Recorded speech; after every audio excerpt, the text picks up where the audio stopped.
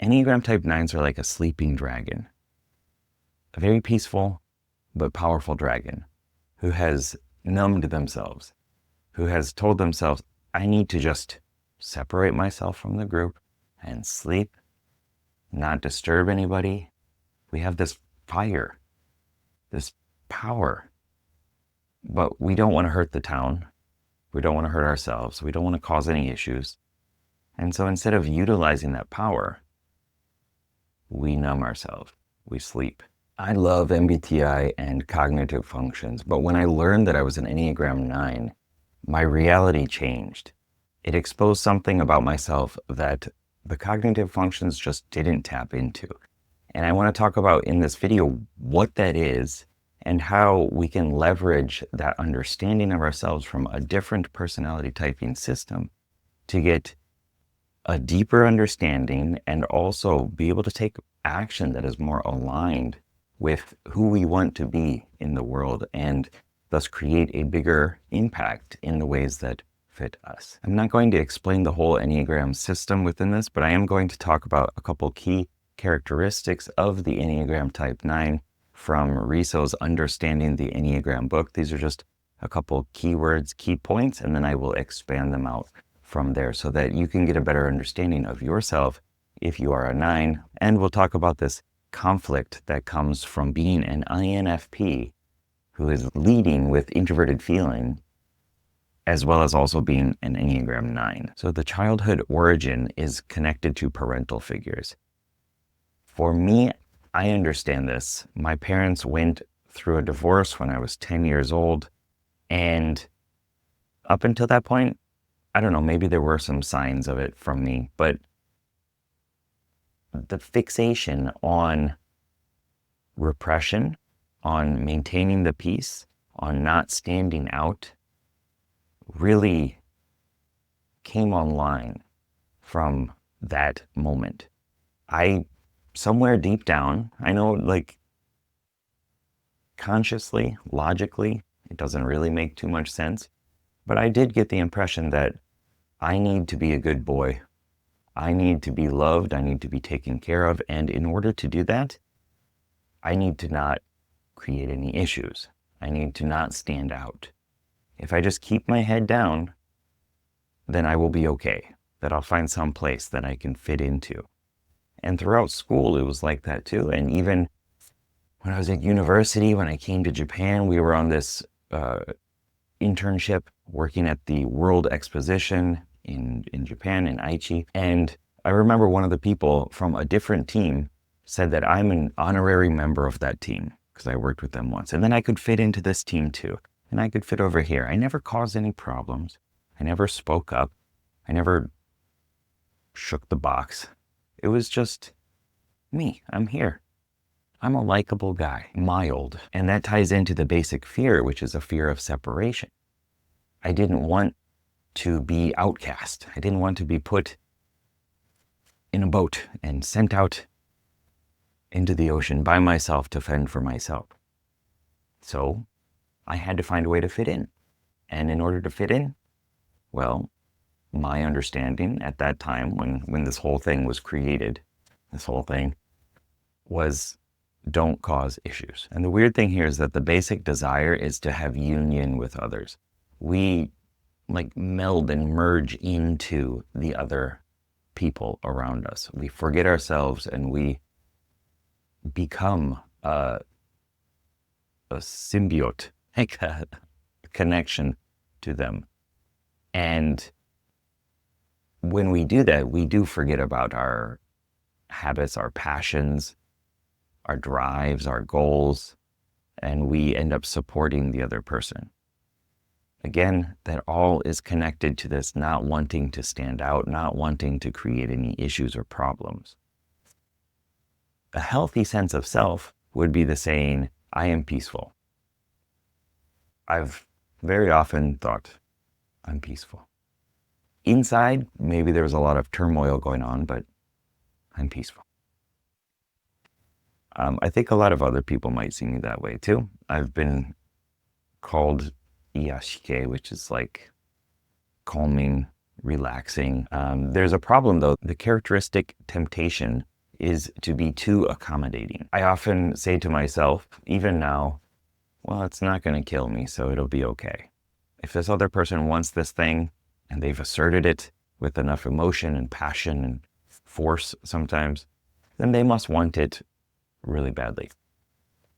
And so I'll allow that to happen. I'll go with that. If it's not really conflicting with a value. As an INFP, introverted feeling, the dominant function, a judging function, making decisions based off values and how important something is to us and our conscience. For me to assert myself, to express, to emote, to extrovert my feelings or my emotions to that degree, I feel like it has to be something very important to me. And so, unconsciously, I see somebody else asserting themselves in a certain way, and I'm like, they must feel very convicted about it. I often run through a process of trying to understand, am I a good person? Always looking for that. Like, is this a good choice? Would a good person do this? And I need to be a good person. I want to be a good person. I focus a lot of time, thought, energy, emotions on that. And so I know it's not true, but I often attribute that to other people too. Well, they must be doing the right thing or feeling like they're doing the right thing if they're so convicted about it, if they're taking that much action or asserting themselves so much. But it's not always the case. And I've made mistakes too. I've done plenty of bad things. But those have burrowed inside. And, they're still there to some degree. And it's something that I remind myself of like, I am capable of doing bad things. So I need to be aware of that. I need to check that. I need to make sure that that's not going to happen again, that I'm not going to hurt somebody or myself. Did I pique your curiosity? Well, I'm not going to tell you. The characteristic vice is sloth in self-remembering. I've gone a long time, a decade or so, of just forgetting myself, forgetting my old habits and hobbies and the things that really sparked me and lit me up and made me feel good, and just kind of numbed it out. Numbing a lot of emotions is a thing with Enneagram Type 9s. And it's not just anger that gets numbed and repressed, though that is one thing that is probably the biggest one. It's also just strong emotions like joy and love. Strong emotions might cause big issues. So we repress them. And this is connected to one of the key defense mechanisms: repression, dissociation, denial. How I found out that I was an Enneagram Type 9 was I decided to track how many times a day I got upset or angry or irked by something. And it was a lot. I just tallied for one day, every time something kind of just bugged me or pissed me off. And I was very surprised. And I think anybody would be surprised to see me and see how many times I got angry, because I was surprised myself. But that was a very clear sign that a strong emotion hits and instantly it's repressed, it's pushed down. In fights, in arguments, I would literally blur my eyes, blur my vision, so that I would dissociate in some way. And I'm very good at it. It's a strategy, it works. But you gotta check, is it really what you wanna do? Is it getting you to where you wanna be? Is it accomplishing the goal? Sometimes it does, sometimes it doesn't. When I think back on my life, there are very few memories.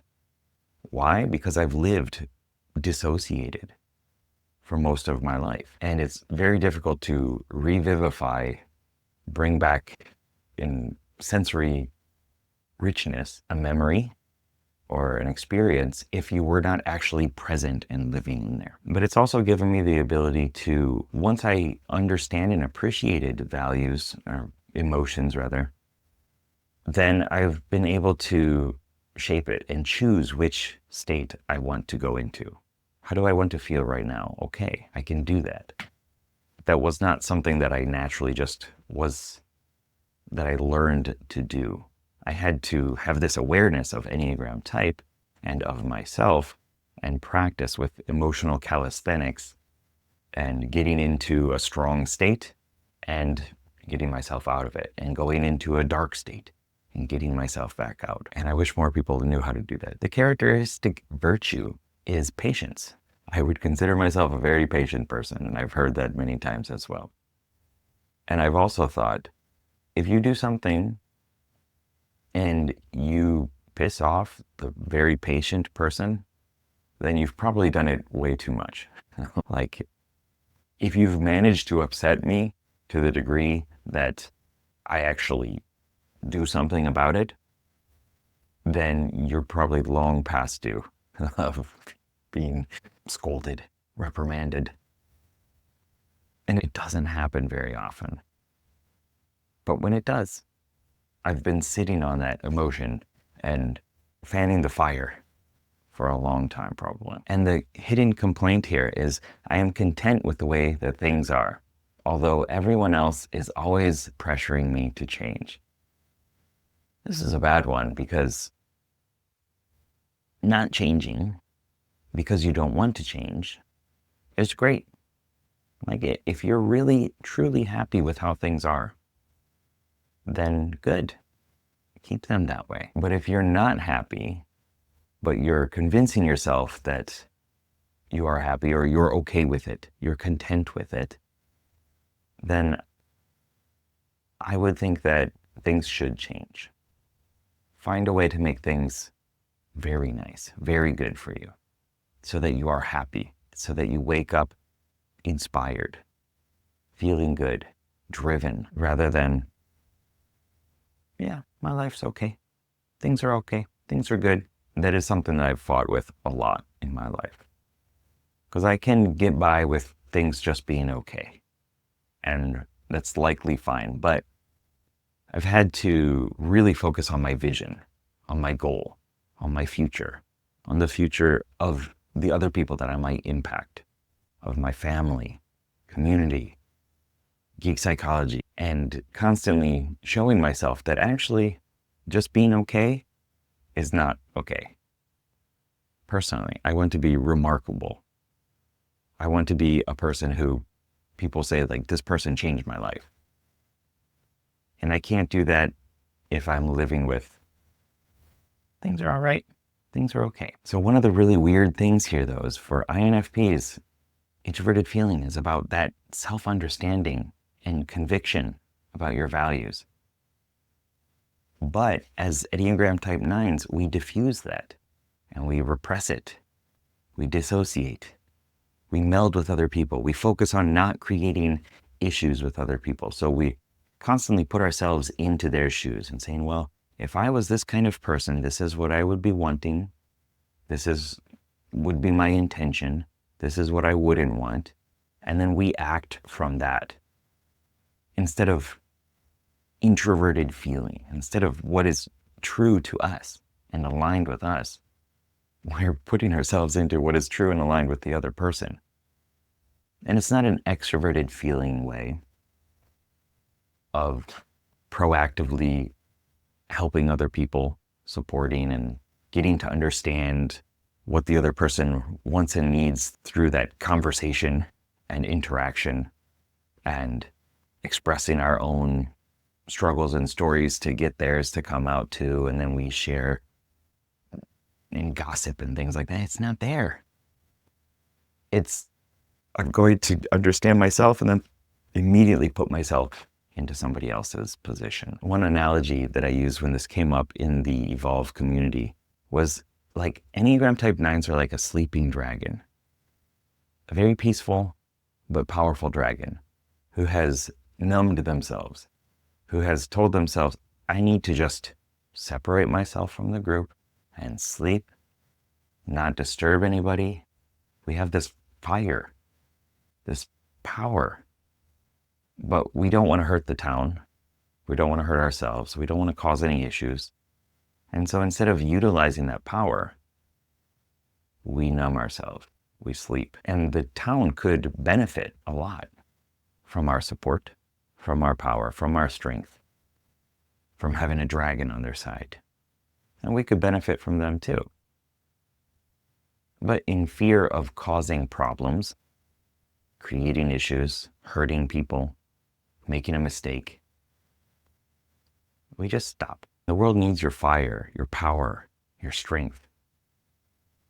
And the only way to get that is through self-remembering and doing things that are going to make you uncomfortable and learning from those experiences, learning how to tame your strengths and how to leverage them. Instead of self-erasing, we need self-experiencing, self-remembering, self-expression.